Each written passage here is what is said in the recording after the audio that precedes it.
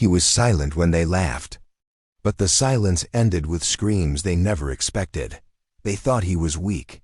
Just another quiet boy with oversized glasses and a backpack too heavy for his thin frame. But what they didn't know was that every push, every cruel word, and every moment of pain was being recorded. It etched into the mind of a student who would one day become their worst nightmare. It began in the dim stairwell of Westfield High, a place where secrets lingered in corners and the echoes of cruel laughter haunted the walls. 3 bullies, Chad, Marcus, and Troy, waited like predators, shoving Ethan without warning, his books flying, his arms flailing, his body crashing down the hard concrete stairs until he lay still, silent, broken. They walked away laughing, high-fiving, never imagining that fall would become the turning point of their lives. Ethan spent months recovering in silence, cast in a cocoon of pain and resolve, but inside, something awakened, something stronger than revenge, deeper than hatred, a relentless purpose. He didn't post cryptic messages online or lash out in public. No, Ethan studied them, followed their routines, their weaknesses, their fears, their secrets. One by one, he began to take them down, not with violence, but with calculated brilliance. He exposed Troy's shoplifting video to the school's honor board anonymously, resulting in suspension and humiliation.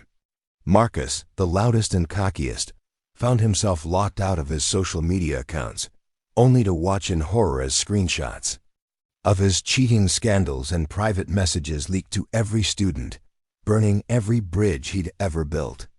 Chad, the ringleader, was the hardest protected by popularity and a powerful father, but even he wasn't safe.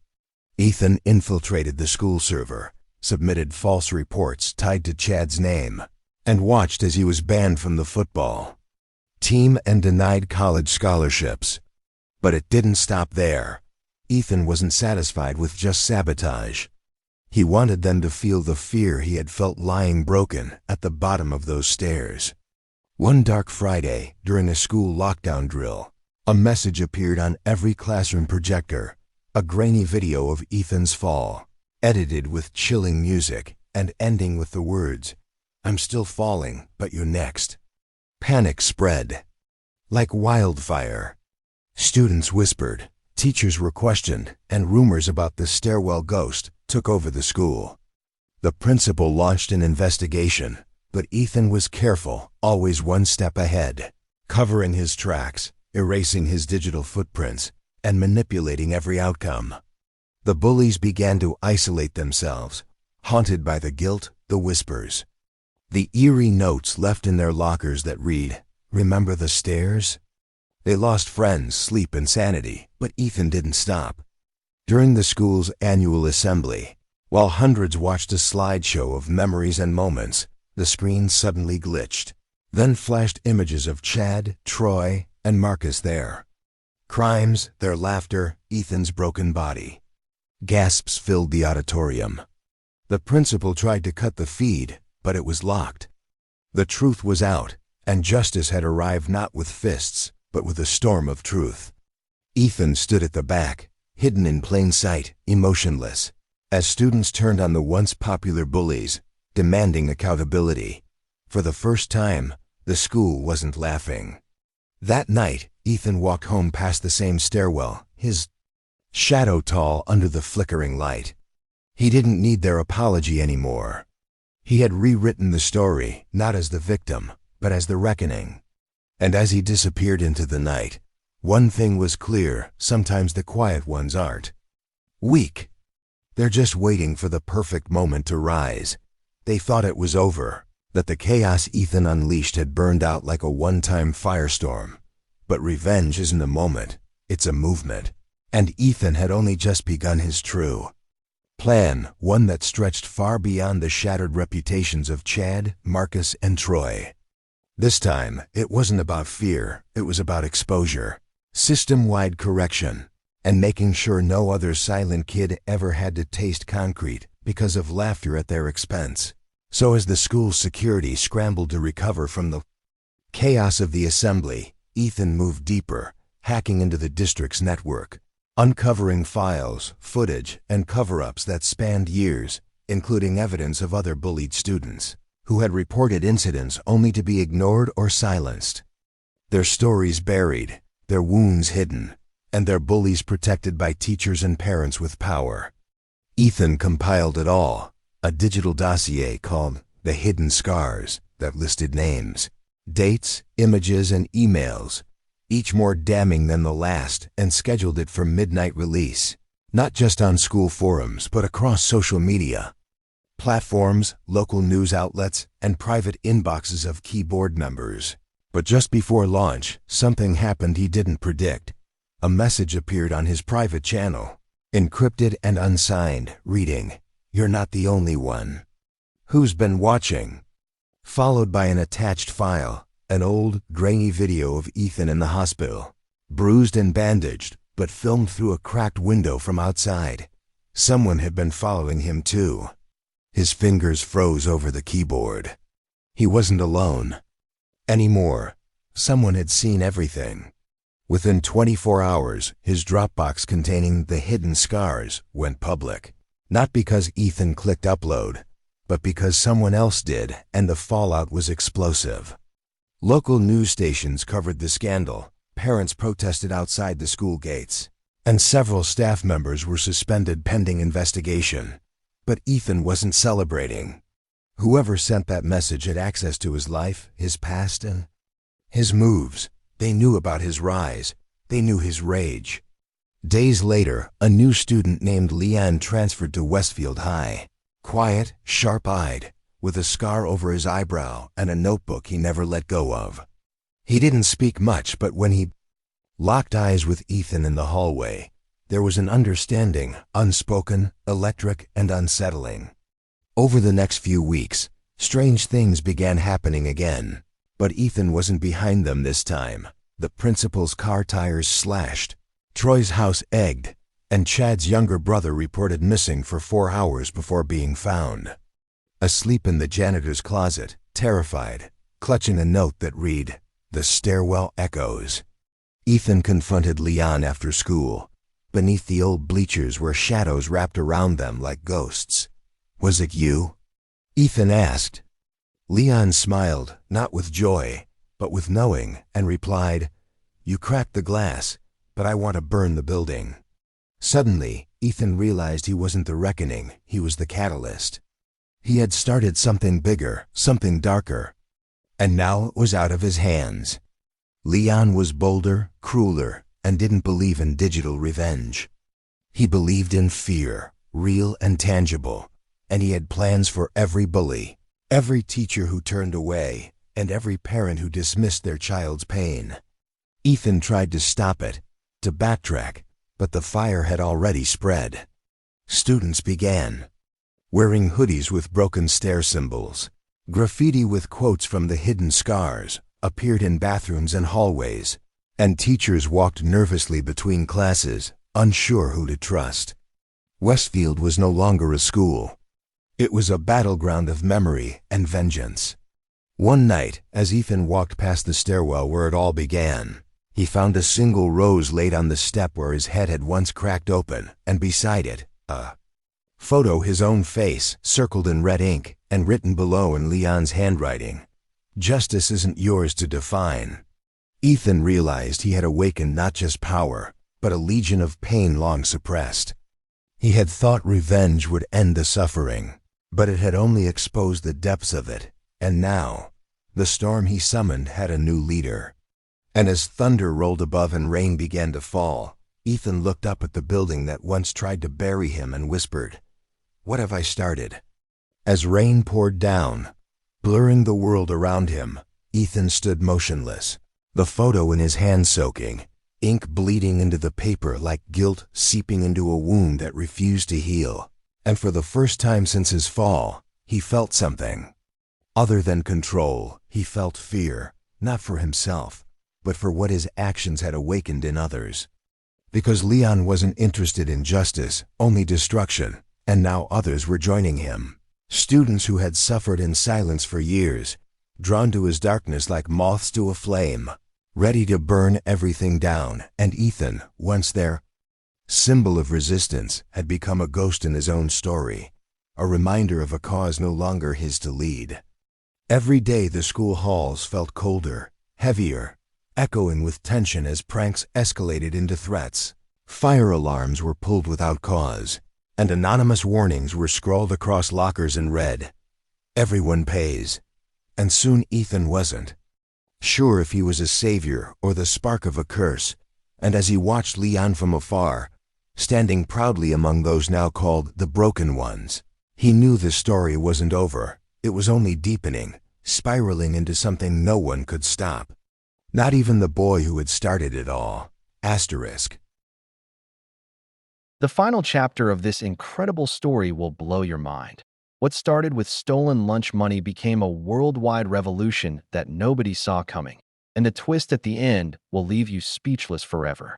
2 years after Marcus Chun and Jake Morrison's unlikely partnership had transformed Roosevelt High School, their Guardian Angel 2.0 app was being used in over 50,000 schools across 127 countries. But what happened next would catapult their anti-bullying movement into something so massive and unexpected that it would catch the attention of world leaders, tech giants, and eventually lead to a discovery that would change how humanity understands empathy itself. It all began when Dr. Sarah Mitchell, a neuroscientist at Stanford University, noticed something peculiar in the data patterns that Marcus's app had been collecting. The algorithms weren't just identifying bullying behavior, they were inadvertently mapping the neural pathways of human aggression and compassion in real time through voice analysis, facial recognition, and behavioral tracking, creating the most comprehensive database of human emotional responses ever assembled.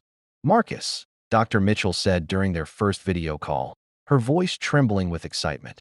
Your app has accidentally created the world's largest study on human empathy, and the implications are staggering. We're not just looking at bullying prevention anymore. We're looking at the potential to understand and enhance human emotional intelligence on a global scale. The revelation hit Marcus like lightning as he realized that his simple lunch money protection system had evolved into something that could potentially solve conflicts not just in schools, but in families, workplaces, communities, and even between nations. Within weeks, their small team had expanded to include psychologists, anthropologists, linguists, and peace negotiators from around the world, all working together to understand how the Guardian Angel technology could be adapted for different cultural contexts and age groups. Jake, who had become Marcus's closest collaborator and the app's chief behavioral analyst, made a discovery that would shock everyone involved in the project. The data showed that bullying patterns were remarkably similar across all cultures, languages, and socioeconomic backgrounds, suggesting that the root causes of human aggression were more universal than anyone had previously imagined. Look at this, Jake said, pointing to the massive wall of monitors displaying real-time data from schools in Tokyo, London, Sao Paulo, and Cairo. Whether it's a kid in rural Kenya or a teenager in downtown New York, the triggers, the escalation patterns, the emotional responses, they're almost identical, which means our intervention strategies can be adapted globally with just minor cultural adjustments. Their breakthrough came when they realized that the app wasn't just preventing bullying.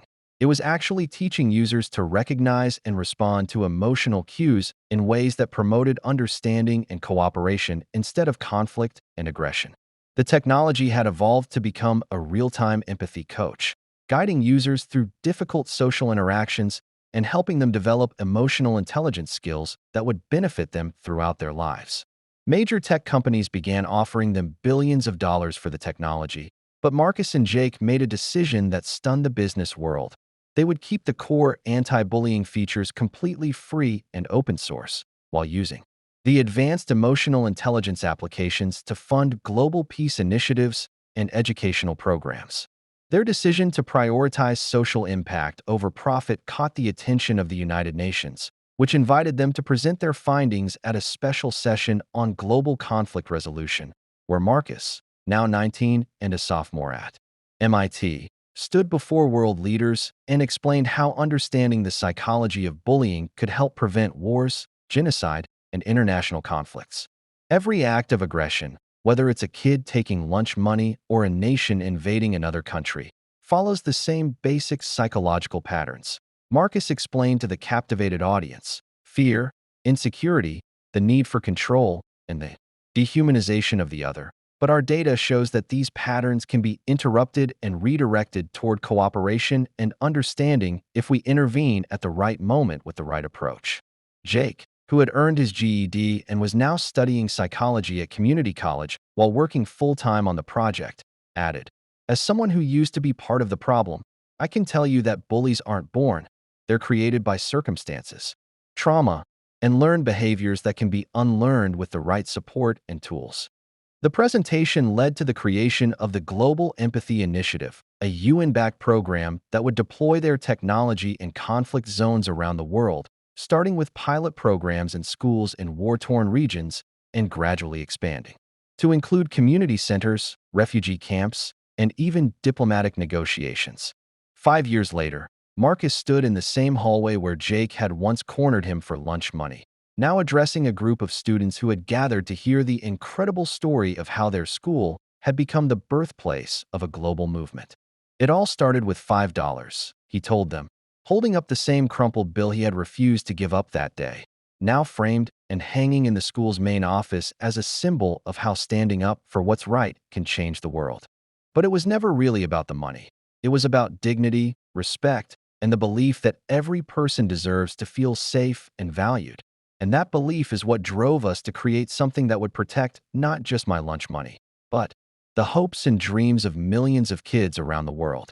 As the students applauded, Marcus caught sight of Jake, now Dr. Jake Morrison, PhD in applied psychology, who had returned to Roosevelt High as a counselor and anti-bullying specialist, and they shared a knowing smile that spoke volumes about the power of forgiveness, redemption, and the extraordinary things that can happen when former enemies become allies in the fight for a better world. You think you know how this story ends, but what Marcus discovered in his old journal will shatter everything you believed about destiny, choice, and the power of a single moment to reshape the entire world. 10 years after the Global Empathy Initiative had reduced bullying-related incidents by 89% and prevented over 2.3 million youth suicides, Dr. Marcus Chun, now director of the Institute for Human Emotional Intelligence at MIT, returned to his childhood home to clean out his old bedroom, only to stumble upon the worn leather journal he had once carried as a bullied kid. As he flipped through its pages, he was stunned to find entries he had completely forgotten. Detailed predictions written in his own childhood handwriting, complete with timestamps that proved they had been recorded before the events had ever happened. These weren't vague intuitions. They were shockingly precise records of conversations, technological developments, even the very moment Jake Morrison would try to steal his lunch money and the decision Marcus would make to resist. His childhood self had foreseen the Guardian Angel app, the partnership with Jake, the global movement it would spark, and even his future title and position. But the final journal entry disturbed him most. "Tomorrow, Jake will try to take my lunch money, and I will refuse, not because I'm brave, but because I've seen what happens if I don't, and the world needs what comes next more than I need to avoid pain." The realization hit him with terrifying clarity. His courage had not been spontaneous, but intentional, a self-sacrificial act chosen by a child who somehow knew the stakes and willingly bore the cost. It wasn't just his story that had changed history. It was the deliberate sacrifice of comfort for the greater good, a choice made with full knowledge of its consequences. Marcus spent the next 3 days obsessively reading every line, discovering that the journal contained not just a map of past events, but instructions and warnings for the future, new technologies, ethical dilemmas, and guidance for challenges that humanity hadn't even faced yet. The final page, addressed directly to him, confirmed what he feared. "Dear future Marcus, nothing happened by accident. Every choice you made was a calculated act of service to a future only you could see. The burden is now yours to carry. Use it wisely." As he closed the journal, Marcus felt the weight of fate pressing against his chest, not in fear, but in resolve. He understood now that his journey was not a random miracle, but a carefully chosen path of sacrifice and responsibility, one that he must continue. Somewhere out there, another child might be holding a pen, making impossible predictions, preparing to carry the torch forward. Marcus knew then that the next phase of humanity's emotional evolution depended not on chance, but on individuals willing to suffer for the world's healing, and that true heroism was never about being fearless. It was about being willing to act even when you knew the cost. Asterisk, asterisk.